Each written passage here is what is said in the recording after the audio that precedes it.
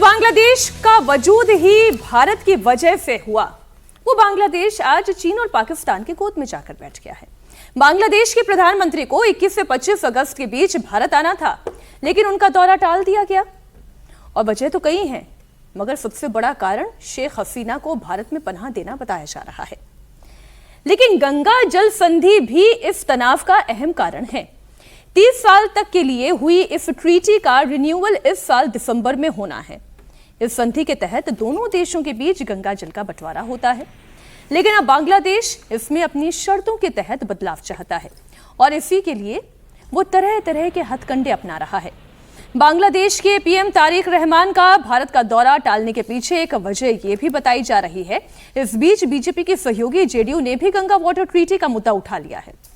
राज्यसभा सांसद संजय झा ने इसे बिहार के हितों से समझौता बताया। उन्होंने कहा कि बिहार हर साल बाढ़ का दंश झेलता है और जब बारिश का सीजन चला जाता है तो सूखा पड़ता है, तब सारा पानी बांग्लादेश को मिल जाता है।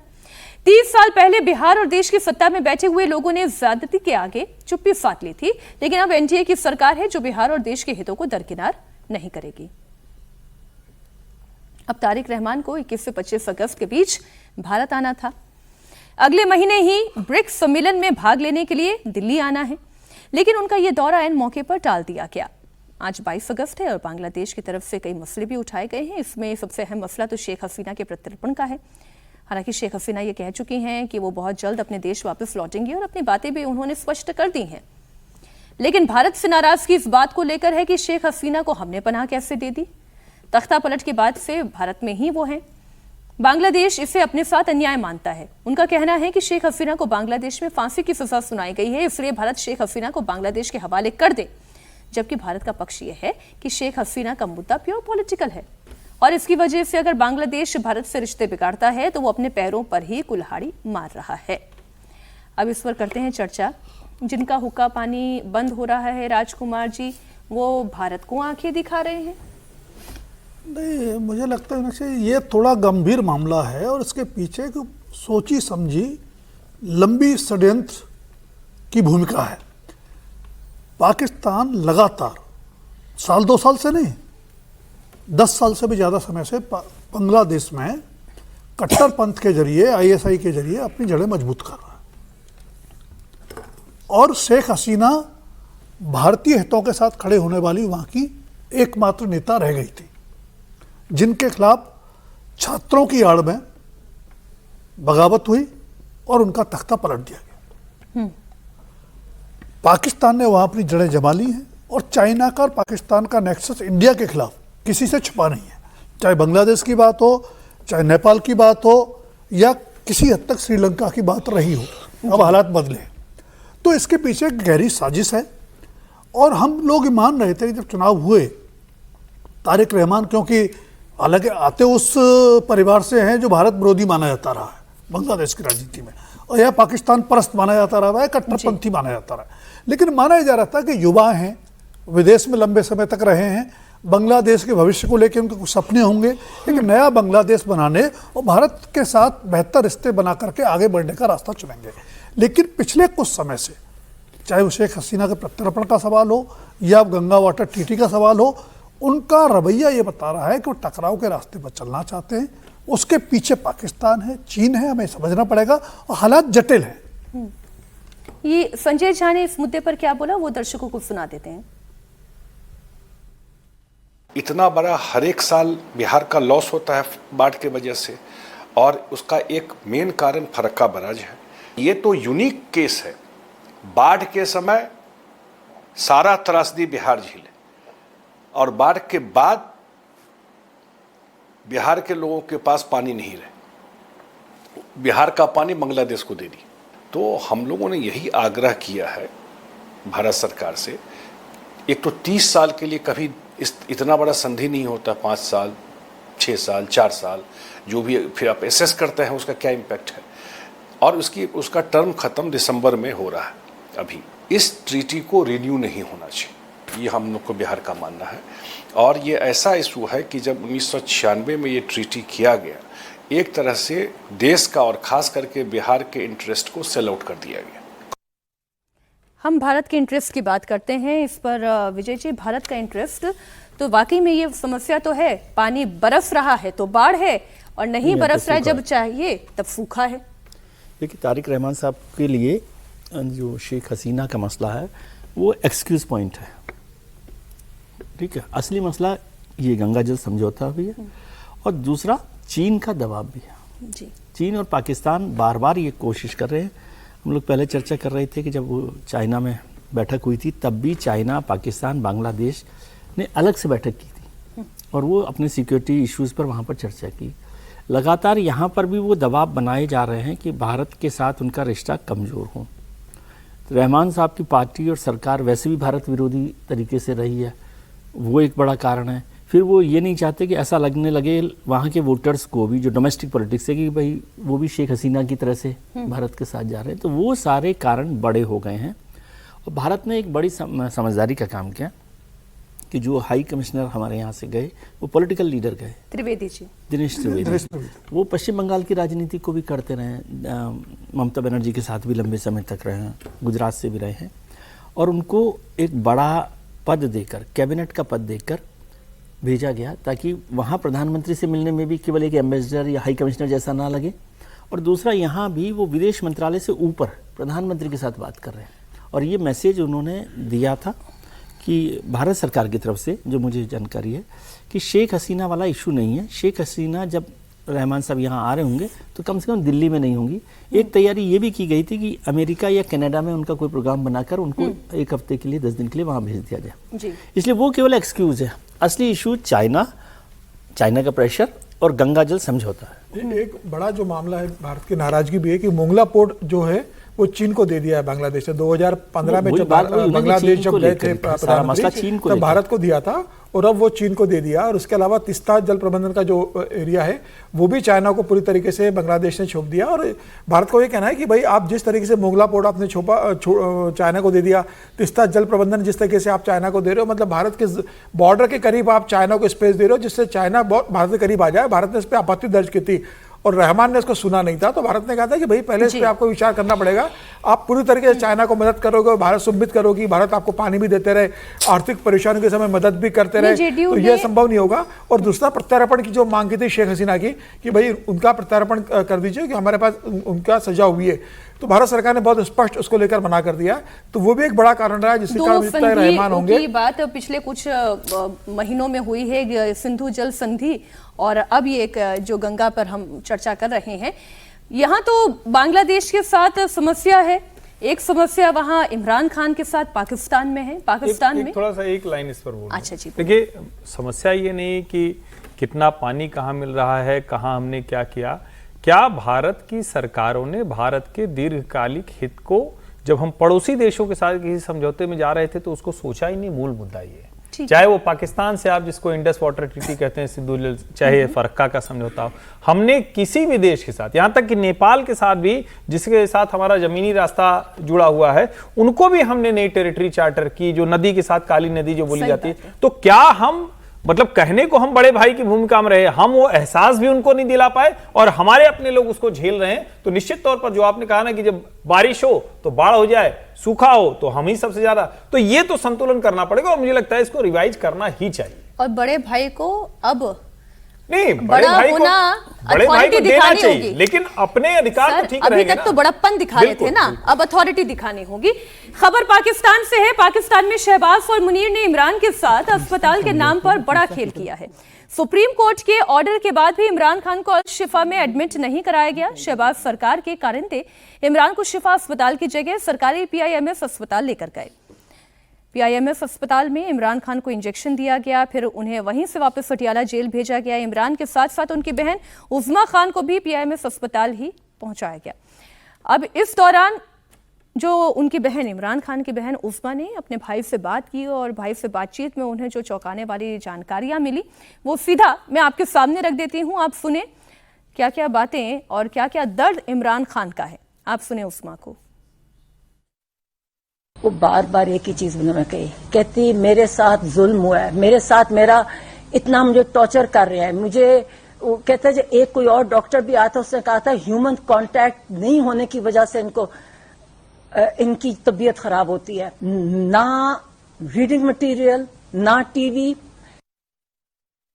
मोर्सी का मेंशन किया उन्होंने कि मुझे पता मैंने कि मोर्सी को इन्होंने इसी तरह मारा था, इसी तरह तो ये स्ट्रेस सॉलिटरी कंफाइनमेंट स्ट्रेस देके, क्योंकि सॉलिटरी कंफाइनमेंट ये टॉर्चर में आती है इंटरनेशनल लॉ में भी, और इसके कॉन्सिक्वेंसेस जब आप ह्यूमन कॉन्टैक्ट से खत्म कर देते उसके जो उसका जब डिटेल पड़े ना तो उससे ये सारे ये होता है।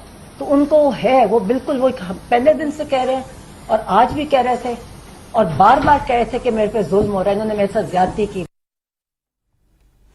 आवाम इमरान खान के साथ है, लेकिन ये शहबाज और मुनीर के बीच की जो कल तक खबर खींचातान की थी, आज ऐसा लग रहा है कि वहां पर भी खबर अब पलट चुकी है।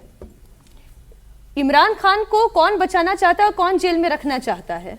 देखिए मुझे लगता या है जेल में रखकर मार देना चाहता है। उनका सीधा टकराव तो मुनीर के साथ है और वही टकराव उनके सत्ता से विदाई का कारण भी बना। लेकिन बुखारी का जो बयान था जिसमें वो कह रहे थे कि ऐसा लग रहा है कि कुछ बातचीत है, जो अंडरस्टैंडिंग दिखाई दे रही थी, पर ये तो फिर जेल में। नहीं, जेल तो उनको भेज दिया गया है, अस्पताल में 2-3 घंटे रहे, 4 घंटे, वापस जेल भेज दिया गया। और दिलचस्पी की बात यह है, हैरानी की बात है कि अस्पताल के डॉक्टर्स ने कहा कि उनकी सुरक्षा के लिए बेहतर है कि जेल में रहे। भाई डॉक्टर्स को तो उनकी हेल्थ के बारे में कमेंट करना चाहिए बजाय सिक्योरिटी के। दूसरी बात, एक खबर जो और पाकिस्तान में चल रही है वो ये है कि सरकार ने ये कन्वे किया है कि अगर जरूरत पड़ी तो उनको इलाज के लिए विदेश भी भेजा जा सकता है। तो उसका अर्थ ये निकाला जा रहा है कि कहीं ना कहीं एक डील के तहत उनको एस्केप रूट दिया जा रहा है। और अगर ऐसा होता है तो पाकिस्तान में पहली बार नहीं हुआ। पहली बात तो है कि 1962 में सोहरावर्दी के बाद 7वें प्राइम मिनिस्टर हैं पाकिस्तान के जो जेल में हैं। तो पाकिस्तान में ऐसी अनहोनी और अनायास घटनाएं होती रहती हैं।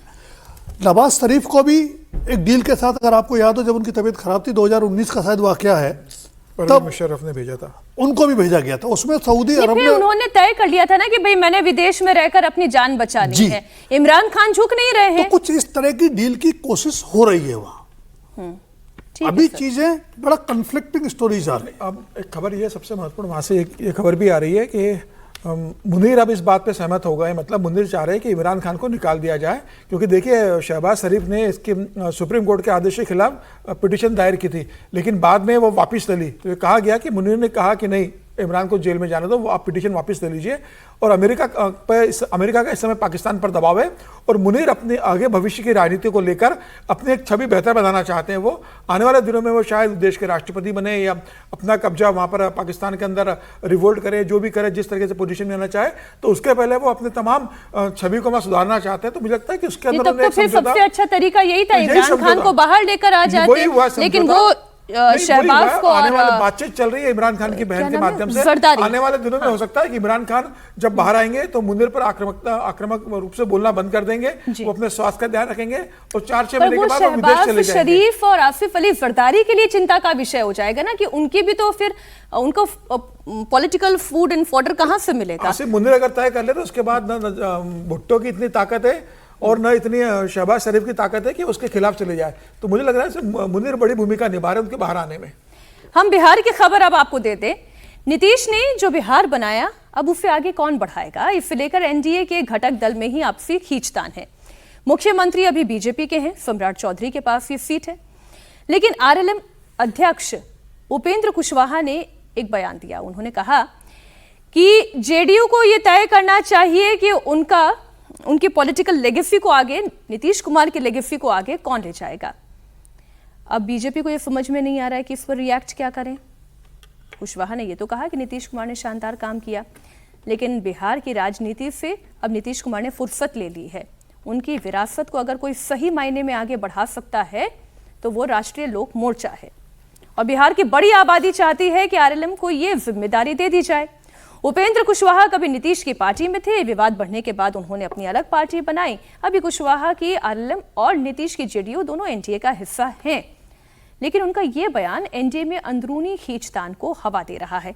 आप सुने उनका बयान। नीतीश कुमार जी ने अपने शासनकाल में बहुत ही अच्छा काम किया, लेकिन हर आदमी के जीवन का भी एक फेज होता है, आदमी के काम करने का भी एक फेज होता है। अब नीतीश कुमार जी ने फुर्सत ले ली है बिहार की राजनीति से एक तरह से। अब फुर्सत लेने के बाद फिर से एक बार एक बड़ी जमात बिहार में और देश में है, उसके मन में चिंता है कि वह विरासत अब आगे कैसे बढ़ेगी। बिहार में एक बड़ी जमात है जिसकी अपेक्षा, जिसकी आकांक्षा है कि राष्ट्रीय लोक मोर्चा को यह दायित्व संभालना चाहिए, अपने हाथ में लेना चाहिए, और दूसरे लोग भी चाहेंगे लेना, और इसमें कोई बुराई भी नहीं है, सब लोग प्रयास करता है। जब उपेंद्र कुशवाहा नीतीश कुमार के राजनीतिक स्टेज की बात कर रहे थे तो हर्षवर्धन जी, मेरे मन में भी अनायास ये सवाल आया कि इस वक्त उपेंद्र कुशवाहा कौन से राजनीतिक स्टेज पर हैं? नहीं, वो तो जिसको कहते हैं कि फैमिली सेटलमेंट प्लान के स्टेज पर हैं। अब नीतीश जी की विरासत अगर कह के कोई ये कह रहा है तो मतलब ठीक है, नीतीश जी राजनीति में उस तरह से सक्रिय नहीं है, राज्यसभा आए तो तभी तय हो गया था। लेकिन जरा सोचिए, जिन नीतीश जी ने अपने रहते, और जब हम रहते कह रहे हैं तो इसका मतलब ये नहीं, रहते मतलब जब तक वो मुख्यमंत्री रहे, ताकत रही, जब तक वो राजनीति करते रहे, तो अपने पुत्र को बिल्कुल आगे नहीं बढ़ाया, इतना पीछे धकेल दिया कि वो बेचारा आज आ गया है तो सब कहते हैं कि अरे ये बेचारा तो कैसे मंत्री बन गया है। ये क्यों लगा? ये क्योंकि नीतीश ने जब तक उनकी ताकत रही उन्होंने अपने पुत्र को आगे नहीं बढ़ाया। और उपेंद्र कुशवाहा जी कौन है? जिनका पुत्र मंत्री बना रहे, इसके लिए 2 बार उसको अलग अलग विधान परिषद में नामित करना पड़ा। अभी ताजा इनकी महत्वाकांक्षा की बलि चढ़े हैं देवेश कुमार, वो भी एमएलसी थे, उनको त्यागपत्र देना पड़ा। तो इतने बढ़िया से विरासत बढ़ा रहे हैं नीतीश जी की कि खुद पत्नी और बेटा सब के सब बढ़िया से हैं। ऐसे नीतीश जी की विरासत आगे बढ़ाई जा सकती है। दूसरा, वो कह रहे हैं कि अच्छा लोग सोच रहे हैं, कह रहे हैं दे दें सब राष्ट्रीय लोक मोर्चा को, तो क्या नीतीश जी ने कहा था कि दे दें? नीतीश जी ने अपनी ताकत बनाई, नीतीश जी ने उसको मजबूती से उखड़े हुए और ये भरोसा दिलाया कि लालू जी के जंगल राज का विकल्प कौन हो सकता है, जंगल राज को हटाकर कौन विकल्प बन सकता है, उसको खत्म कौन कर सकता है, तो नीतीश कुमार है। इनका तो हाल ये है कि जब डरने लगे तो चले गए उनकी पार्टी में, फिर लगा कि हम नंबर 2 हो जाएंगे, फिर लगा कि बन जाएंगे, आज ये पार्टी कल वो पार्टी। हमको तो लगता है इनकी पार्टी भी 2-3 नाम वाली हो चुकी है। एक बार विधायक छोड़ के चले गए, राष्ट्रीय लोक समता पार्टी, विधायक ले गए थे, विधायक राष्ट्रीय लोक मोर्चा, अब आरएलएम और जेडीयू में तो थे ही, अभी आरएलएम सारे विधायक चले गए थे दूसरी पार्टी में। मतलब बिहार के लोग भी देखेंगे तो कहेंगे कि नीतीश जी से क्यों आप जोड़ के परेशानी ये है कि सम्राट चौधरी अब बड़े कुशवाहा नेता बन गए हैं। अब उनको ये लग रहा है कि भाई उपेंद्र कुशवाहा को लग रहा है कि मेरी हैसियत क्या बचेगी, मैं कुशवाहा के कारण भारतीय जनता पार्टी के साथ जुड़ा हुआ था कि भाई मेरा वोट बैंक है। अब उपेंद्र कुशवाहा को लग रहा है कि सम्राट चौधरी एक कुशवाहा लीडर मुख्यमंत्री बन गया भारतीय जनता पार्टी का, वो सबसे बड़ा नेता बन गया कुशवाहा के बिहार के अंदर। तो अब उपेंद्र कुशवाहा को कौन पूछेगा?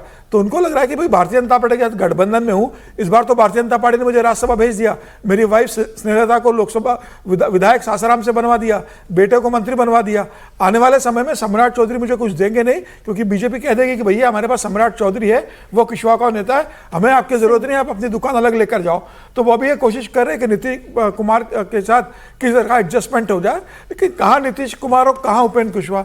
कोई राजनीति में कोई किसी तरह का संघर्ष है? लेकिन नीतीश कुमार ने उपेंद्र कुशवाहा को बहुत हमेशा मौके भी दिए, बहुत मौका भी दिया, बहुत वजन भी दिया। और ये भी सच है कि जब निशान जी का नाम नहीं था तो लोगों को लगता था कि वो उनके वारिसदार हैं उपेंद्र कुशवाहा, और वो उनके साथ भी रहे। नाराजगी हुई तो अलग पार्टी भी बना ली जब उनको लगा कि ये मेरे पास नहीं आने वाली है, जो पूरी की पूरी लेगेसी पार्टी वो सब, तो उसकी वजह से। और उनको लगता है एक वोट बैंक जो उनके पास है कुशवाहा वाला, वो यदि कुर्मी के साथ मिल के, मतलब जो नीतीश कुमार के साथ मिल जाएगा, तो जो समीर जी कह रहे हैं उस बात का मुकाबले में वो खड़े हो जाएंगे। अकेले उनको नहीं लग रहा कि वो कैसे लड़ पाएंगे, नहीं कर पाएंगे। और अब उनकी पार्टी तो जितनी बड़ी है वो बड़ी है, परिवार के तो अब सब लोग आ गए हैं, तो इसलिए कोई वो फैमिली उसमें उनको परेशानी नहीं है, सबको उन्होंने एडजस्ट कर दिया है, बना लिया है। पार्टी पर वो कब्जा, लेकिन ये होने वाला अभी मुझे नहीं लग रहा कि कोई इस तरह की बात होगी, वो अपनी इच्छा रखते हो। कभी नहीं होने वाली। जेडीयू से कोई हमने रिएक्शन सुना नहीं है। नहीं, इच्छा वो होगी, लेकिन उनकी चिंता वही है जो कि सम्राट चौधरी जब बड़े 2 चीजें, एक तो नीतीश कुमार राज्यसभा में है, ठीक है, सक्रिय राजनीति में उस तरह से नहीं अभी हैं, उनकी जनता दल यूनाइटेड पार्टी है, उसके 70 से ज्यादा एमएलए हैं, तो ऐसा नहीं कि उनकी विरासत कहीं खतरे में है, डगमगा रही है। दूसरी बात, सम्राट चौधरी को दूसरी पार्टी से आने के बावजूद बीजेपी ने अगर चीफ मिनिस्टर बनाया बिहार का अपना पहला, तो उसके पीछे भी कहीं ना कहीं लव कुश का समीकरण है जी। तो अगर समाज को जाना ही होगा तो जो चीफ मिनिस्टर है, सबसे बड़ी पार्टी का नेता है, उसके साथ जाएगा या आरएलएम के साथ जाएगा जिसका अपना कोई ठिया ठिकाना नहीं है। वही जो बात अभी समीर जी कह रहे थे कि उनको चिंता ही इस बात की है कि फिर मुझे कौन पूछेगा। आइए त्योहारी सीजन में चीनी की बढ़ती हुई कीमतों पर हम बात कर लेते हैं। बेतहाशा वृद्धि हुई है, त्योहारों की मिठास फीकी होती जा रही है। पिछले 12 दिनों में चीनी की कीमत में 12 रुपए से ज्यादा का इजाफा हुआ। 12 दिन पहले तक 52 रुपए किलो बिकने वाली चीनी 62 से 65 रुपए किलो तक आ गई है। दावा यह किया जा रहा है कि गन्ने के प्रोडक्शन को इथेनॉल बनाने में डाइवर्ट किया जा रहा है, इस वजह से चीनी की कीमतें बढ़ रही हैं। लेकिन सरकार का कहना यह है कि ये मतलब खोखला दावा है। चीनी की कीमतों में बढ़ोतरी के पीछे सरकार का ऑफिशियल स्टेटमेंट यह है कि इथेनॉल की वजह से चीनी महंगी नहीं हुई है, बल्कि घरेलू उत्पादन यानी कि प्रोडक्शन में कमी, आने वाला त्योहारी सीजन और फिर जमाखोरी, ये 3 कारण हैं जो कि चीनी की कीमतें बढ़ा रहे हैं। खाद्य और उपभोक्ता मामलों के मंत्रालय ने कहा है कि इथेनॉल उत्पादन के लिए इस्तेमाल हो रही चीनी का शेयर 2025 से 26 में कम होकर करीब 9% हो गया है, जो कि 2022 से 23 में करीब 12% था। और यही नहीं, सरकार ने यह भी बताया है कि मौजूदा समय में गन्ने के अलावा अब इथेनॉल बनाने के लिए मक्के का भी इस्तेमाल हो रहा है। पर विपक्ष ये सवाल पूछ रहा है कि जब चीनी का आयात करना ही था तो फिर इसका इथेनॉल में इस्तेमाल क्यों किया गया? ये कैसा आत्मनिर्भर भारत है? मुनाफे के लिए चीनी महंगी कर रहे हैं, ये जेब में किसके जा रहा है पैसा? सवाल ये है। प्रोसेस उनके हाथ में है, सरकार का कंट्रोल नहीं है, सरकार बड़े बड़े लोगों से मिली हुई है और इसीलिए जो मुनाफा ज्यादा होगा उस दिशा में वो काम करेंगे। अगर उन्हें लगता है कि इथेनॉल से मुनाफा है तो वो इथेनॉल बनाएंगे, अगर उन्हें लगता है कि मुनाफा चीनी से तो वो चीनी बनाएंगे, अगर उन्हें लगता है कि मुनाफा किसी और से, बगास से, तो बगास बनाएंगे। अब ये जो अखिलेश यादव कह रहे हैं, ये तो वो और इस भ्रम को बढ़ाने की कोशिश कर रहे हैं। लेकिन मसला ये है कि अब एथेनॉल की अगर बात करते हैं तो केवल गन्ने पर ही थोड़ी ना सरकार की निर्भरता है, वो मकई पर भी है, वो चावल पर भी है। अलग अलग ऐसी आइटम्स हैं, फूड आइटम्स हैं जिनके ऊपर वो निर्भरता है। नहीं, देखिए ये बड़ा स्पष्ट सा मसला है। ये सही है कि कोई इसकी वजह से चीनी नहीं महंगी हुई, और जो सरकार ने वजहें बताई हैं वही वजहें हैं, क्योंकि सीधे सीधे प्रोडक्शन जो है वो 343 से 306 जो मेरे ख्याल से उसमें दिख रहा था वो उतना ही रह गया है।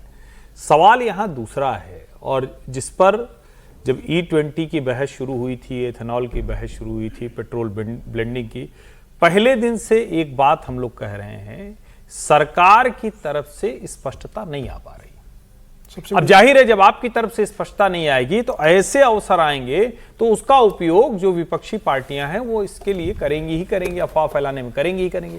ये सत्य है, सच यही है, फैक्ट यही है कि चीनी का ये जो आयात करना पड़ा है कोई एथेनॉल की वजह से नहीं करना पड़ा है। लेकिन मैं तो ओवरऑल कह रहा हूं कि अगर सरकार इस मामले पर स्पष्टता नहीं लाती है, सरकार का मुख्य आर्थिक सलाहकार लेख लिख रहा हो, सरकार के लोग, उससे जुड़े हुए लोग बता रहे हैं, नीति आयोग बता रहा, और मैं तो इससे आगे की बात कहता हूं बार बार कि जो गन्ने में, धान में, उसकी उपज में जो पानी लगता है, जो इकोलॉजिकल बैलेंस है, अभी तो उसकी भी बात होगी, तो सरकार को ये बताना पड़ेगा ना।